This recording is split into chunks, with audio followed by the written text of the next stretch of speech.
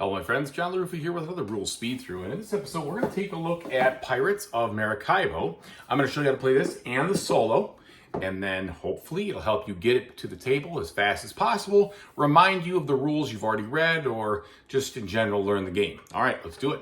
Okay folks, and as usual, please like and subscribe to my YouTube channel if you haven't already. If you have, I really do appreciate the support. Thank you so much. So this is what the game's going to look like as you finish. I've just finished the game. And now I will teach you basically how to play. So the first thing you're going to do is you are going to set up the game according to the rules, but realize and remember that there is a misprint in the rule book where this is correct, okay, but this description is not. You actually have to use 4 residence cards. If you forget that, you'll find out that you didn't have enough cards. Okay, so you're going to set the game up, then you're going to choose the level of difficulty for your Automata. So the way you do that is you mix in a certain number of B cards to their A deck. All right, and the more B cards you have, the tougher it is, and the A decks are easier. But this Automata is no slouch, so no matter what you're doing, you're going to have a time and a half. You set up the Automata to have this side of the board like this, and you will begin with the, of course, no treasures, but this cube over here, and you're going to advance this cube when you fill in certain actions when the Automata upgrades their ship, okay? So you always start here. You play the game in 3 rounds, and in the rounds, you must move on your turn at least 1 space, I'll say forward, okay? 1 space to the right towards Maracaibo Island. And you can move up to 3 spaces besides that, 1 to 3 spaces, okay? So your ships, right now, they're shown at the end, but your ships will begin over here, and they must at least advance 1, but they could go 1, 2, 3 if you wanted, or something of that nature. When you land on a card, you have 2 choices. You can buy the card for the associated cost, and when you buy the card, you'll put the card in front of you. You'll get whatever it is. It may be a for the rest of the game action. It could be an end scoring condition action. It could be an instant action, like so. Those are the types of cards you can buy that you pick up, and you put them down below or wherever you want to put them in your tableau here, okay? And they'll be worth points at the end of the game, according to this. Plus, they may even give you some income of money or points when you finish the round. If you decide not to buy the card, you can always discard it for 5 coins. So that's always an option.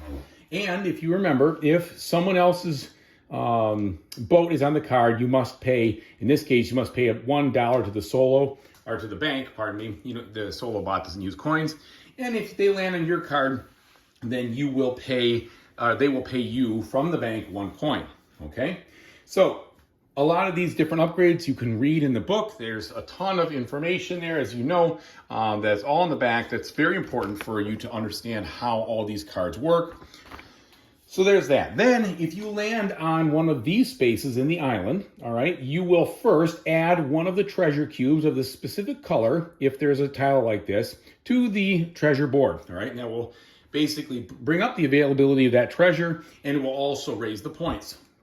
Then you will upgrade your ship, and you will choose your action, all right? And if you happen to have one of your black market actions on there, you'll do that before you take the actions on the card. If the card does not have a tile up there, you don't actually add anything, but you will do whatever the card says, okay? So in this case, this card says you're going to go ahead and add a cube to your pirate ship to upgrade it, and then you're going to raid. When you raid in this game, you'll roll all 3 dice. You will make a choice to either keep the results of them or roll them all once again. Then you will choose 1 die, and that will determine the amount of sword power you have, so to speak. And you will spend that according to at least these base actions over here, doing only 1 of each of the actions per raid. So let's say I had 5. I could spend the 5 over here, or I could spend the 1 and the 2, but then I'd waste the others. I can't re-tap the same action. And you might add other additional actions based on what you unlock throughout the game or cards that you get, okay?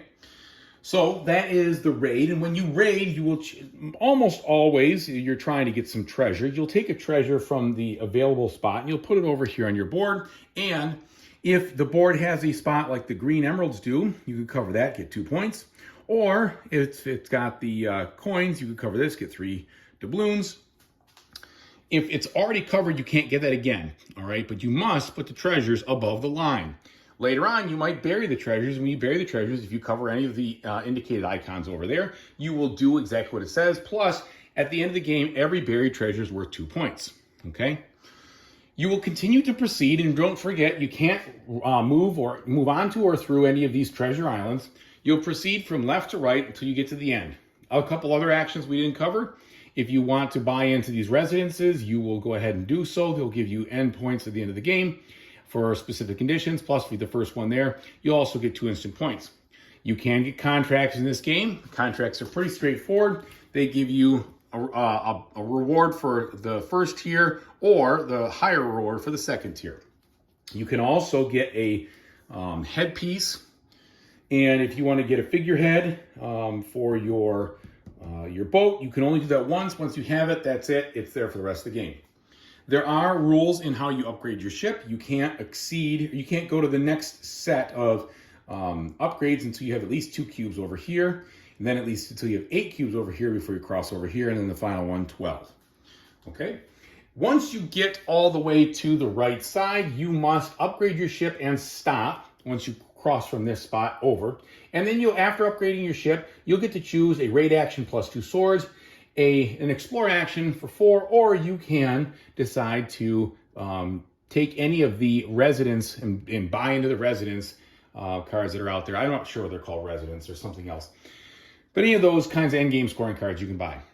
The other thing to talk about here is the explore board. When you do explore, if you ever have a situation where you would move on to someone else, you skip that person, you don't count that space. You can never be in the same space. You score points for the spot you land on, not what you move over, just what you land on. At the end of the game, you're going to score points at the end based on how many rivers you crossed. Let's see, what else? Also, when most of the actions that the Automata is going to take are going to be related to gaining a ship upgrade first, then doing an action. So for instance, in this case, you'll put down a gray cube, then you'll do the explore action. But if you can't do this action, you'll go to the next spot and you'll try to find a card to take off the island that is not the island, the sea. That's this icon. If that one's not available, this one. If that one's not available, this one. And if there's ever a tie, you're going to go to the upper part, and you're always going to try to move as far as you can to get those cards, okay? Here's a raid action where you're going to roll the die, just one die, and that die that you roll is going to correspond with a specific number. And when you get that answer, you're going to either do a gold, an emerald, or a pearl based on the number, or the one that has the max number of cubes on the island. And if there's ever a tie, you will get them in order of gold, emerald, or pearl. And I think that's about the size of it. So the end scoring goes like this. You're going to score all these conditions right here, okay? And you will also, oh, wait. At the end of every round, after whoever gets to this spot first, the next person will go, then the other person will land and go to Maracaibo Islands, go 6 points immediately, get a free upgrade, and then you will start the round over with the other person taking the next turn. You will take equal numbers of turns in this game, and when the person who lands on here at the last round finishes the game, the other player, in this case it'll always be the bot, because you take the first action, the bot always goes second, will get one action left. All right, they will take one more action. So you will score according to those conditions, like I said, but at the end of each round, you will also get income and points based on your specific cards that have this symbol right here, okay? So that would be for coins that I just showed. This would be for points. So if the round ended right here and you had these 2 cards, you'd get 2 coins and 2 points. The AI also scores in very similar ways, except most of his information is fixed, okay? So here, these are fixed instead of being variable, whereas yours will be variable. And also, they'll score a lot of points throughout the game based on the actions they take. So for instance, the explore action, they're going to get 3 points. Over here, they get 3 points, but they move further, etc. Here, when they raid, they're going to do, I told you they get the style of thing over here. Well, that is determined by where they are. So they're going to get extra points. They're going to get potentially whatever they have here, and they're going to add treasure, and they'll even get 3 points and 2 different treasures and add more treasures. So they really are competitive in this game. All right. I think I pretty much covered everything. If you have any questions or I've made any rule mistakes, please leave a comment and I will correct them. This is your friend, everybody. This right here, this is the glossary, plenty of stuff. There are a couple other things from the solo standpoint, but they're all written in here. They're very easy to understand.